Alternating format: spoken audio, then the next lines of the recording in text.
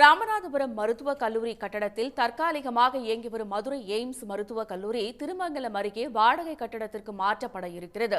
3 badge மாணவர்கள் சேர்க்கை நடந்த பிறகும் எய்ம்ஸுக்கு சொந்த கட்டடம் இல்லாதது மருத்துவ மாணவர்களிடம் வேதனையை ஏற்படுத்தியுள்ளது. I propose to set up an All India Institute of Medical Sciences in Jammu and Kashmir, Punjab, Tamil Nadu, Himachal Pradesh and Assam.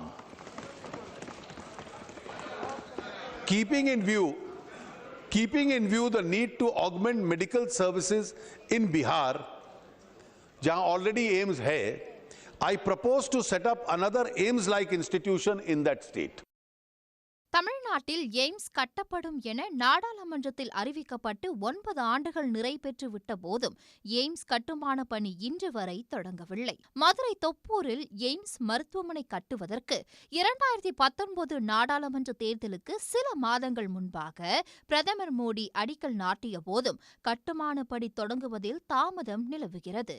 எந்த கட்டடமும் கட்டப்படாத நிலையில் கடந்த 2021 மதுரை எய்ம்ஸ் மருத்துவக் கல்லூரிக்கான மாணவர் சேர்க்கையும் தொடங்கப்பட்டு தோப்பூரில் இருந்து 132 கிலோமீட்டர் தொலைவில் உள்ள ராமநாதபுரம் மருத்துவக் கல்லூரியில் வகுப்புகள் நடந்து வருகின்றன. அந்த மருத்துவமனையில் உள்ள மருத்துவ உபகரணங்களே எய்ம்ஸ் மாணவர்களுக்கு ஒதுக்கப்படுகிறது. ஆனால் அவை போதுமானதாக இல்லை என மாணவர்கள் தொடர்ந்து புகார் கூறி வரும் நிலையில் அங்கு இருந்து எய்ம்ஸ் மாணவர்களுக்கான வகுப்புகள் மற்றும் பயிற்சியை மதுரைக்கு மாற்ற முடிவு செய்யப்பட்டுள்ளது. திருமங்கலத்தில் அமைக்கப்பட்டு செயல்படாமல் உள்ள செவிலியர் கல்லூரி இதற்காக வாடகைக்கு எடுக்க எய்ம்ஸ் நிர்வாகம் திட்டமிட்டுள்ளதாக தகவல் வெளியாகியுள்ளது. திருமங்கலம் அரசு மருத்துவமனையை பயன்படுத்திக் கொண்டு அங்கு அறுவை சிகிச்சை உள்ளிட்ட மருத்துவ பணிகளை மேற்கொள்ளவும் திட்டமிடப்பட்டு உள்ளதாக தெரிகிறது. உடனுக்குடன் செய்திகளை தெரிந்து கொள்ள சன் நியூஸ் பெல் ஐகானை கிளிக் பண்ணுங்க.